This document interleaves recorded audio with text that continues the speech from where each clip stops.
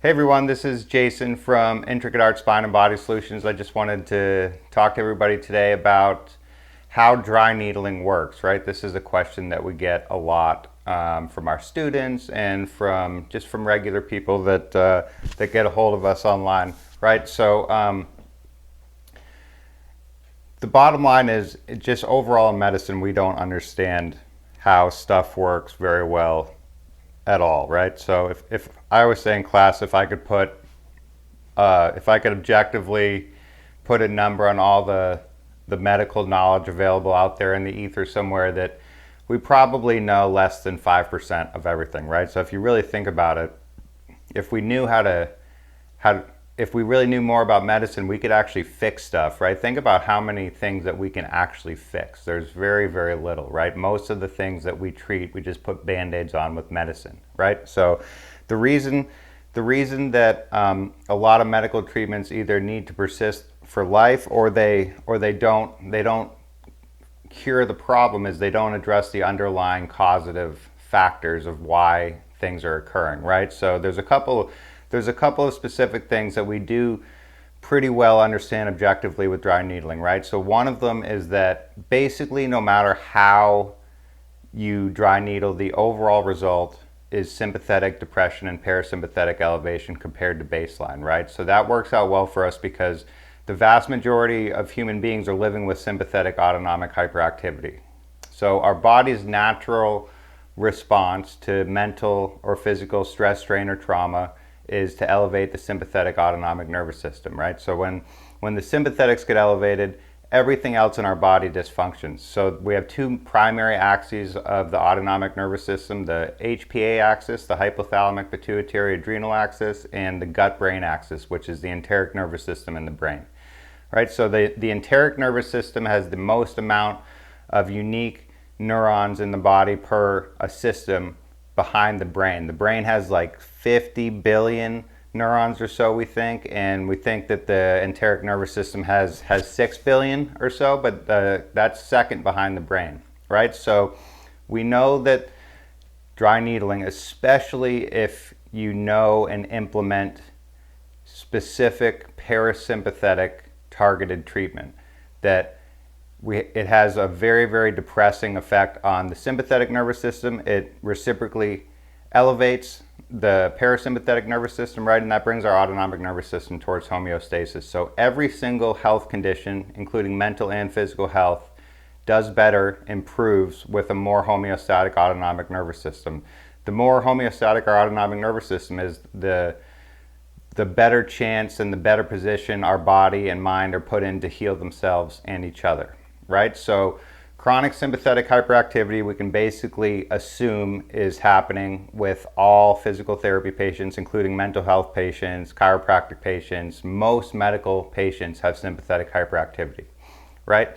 So dry needling, especially again, if you utilize parasympathetic specific treatment, which includes needling the vagus distribution in the ears, the upper cervical spine to target the cranial nerves, right? Cranial nerve 5, 7, and 10, and cranial nerve 3 as well, and the sacral plexus, right? So the sacral plexus, upper cervical, and the ears are the three most parasympathetic dominant portions of the autonomic nervous system that we can access. So those should be targeted in all dry needling treatment, along with whatever else you're going to do, right? So simply by reducing sympathetic hyperactivity, elevating parasympathetic activity, and bringing the autonomic nervous system towards homeostasis, you are going to amplify the body and mind's ability to heal themselves. So to me, that is the biggest driving factor behind why dry needling is so effective and why it works so much better than other physical therapy treatments, right? Other treatments do not have direct treatment on muscles. The only direct muscle treatment or tissue treatment aside from the skin that we have is with needles, right? So there's something that happens with that direct stimulation of muscles and tissues that really amplifies the regulatory effect of our nervous system. I kind of think of it like just kind of saying to the brain, like every needle you put in is like, hey brain, fix this part or wake up and pay attention to this part, right? Our body only tries to fix stuff for a certain period of time and then it just kind of lets it sit there and in a pathologic state. So the more of those small pathologic areas of tissue you have, or enough small pathologies that group together, right? They override the sympathetic nervous, or they override the autonomic nervous system and the central nervous system and lead to sympathetic hyperactivity. So we know that dry needling, especially if you add low frequency microcurrent, 1 to 5 hertz, right? I like 1 hertz because it's closest to the typical heartbeat.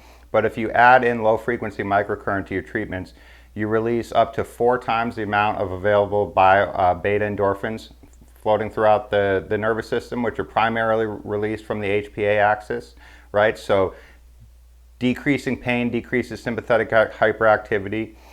Beta endorphins also have an anti-inflammatory role, and needling has a huge effect on anti-inflammatory and pro-inflammatory pathways in our body. So we know, again, we don't know very well all the specific mechanisms of action by which this happens, but we know for a fact that needling, again, especially if you target the parasympathetics, has a really depressing effect on some of the most common pro-inflammatory markers that are tested in the body, like interleukin 1, interleukin 6, tumor necrosis factor alpha, right? There's also a lot of good acupuncture studies showing that needling, especially targeting the parasympathetics, stimulates the activation of an anti-inflammatory pathway called the NRF2 pathway, right? So one of the hallmark signs of chronic sympathetic hyperactivity is chronic body-wide inflammation, which is extremely detrimental to our health. So dry needling has a really dampening effect on inflammation. It really helps to decrease inflammation, right? Which again allows our nervous system and our mind to use their awesome innate healing abilities to the best of their ability, right? So instead of, I think it's just more of like an arrogance problem with a lot of medical practitioners is we think that we can do a better job at regulating the body than the body knows how to do, right? We've seen a lot of this recently. So I think a much better way to look at medicine is to put the body in a state that it can heal itself rather than trying to specifically heal it, right? Now that is not true all the time. Obviously medicines are useful in some circumstances, but to completely overlook the fact that most people are living with sympathetic hyperactivity. We know sympathetic hyperactivity is extremely detrimental to human health, and we know that dry needling is extremely regulatory on dampening sympathetics and elevating parasympathetics to push the autonomic nervous system towards homeostasis. So I think that is the primary way that dry needling works, aside from the obvious changes that we can see in muscle formation, soft tissue formation, like the dissolving of trigger points or lengthening of normal tissue.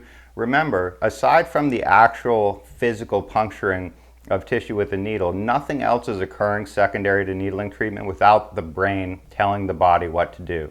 So most of the changes that we're making with dry needling are in the brain, which I think is really, really overlooked by a lot of therapists, right? So the overall biggest positive factor about dry needling, as far as I can tell, is its ability to regulate the autonomic nervous system towards homeostasis. And there's very, very little practitioners out there that utilize dry needling with the specific intent of regulating the nervous system, right? It happens by accident, but if you include specific parasympathetic treatment along with removing as many pathologic tissue areas in the body which all elevate sympathetics, we're going to nudge the human autonomic nervous system towards homeostasis, which is going to allow the body and mind to heal themselves. It's a really powerful treatment.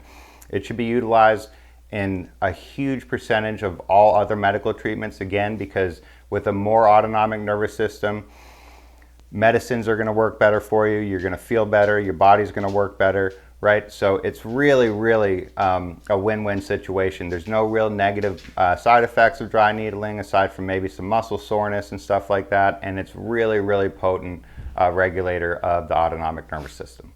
If anybody has any questions about anything, you can get a hold of me at jason@intricadartseminars, or you can go to intricadartseminars.com. You follow us on Facebook, LinkedIn, Twitter. We have all the social media stuff. And send me an email if you have questions about anything. Thanks.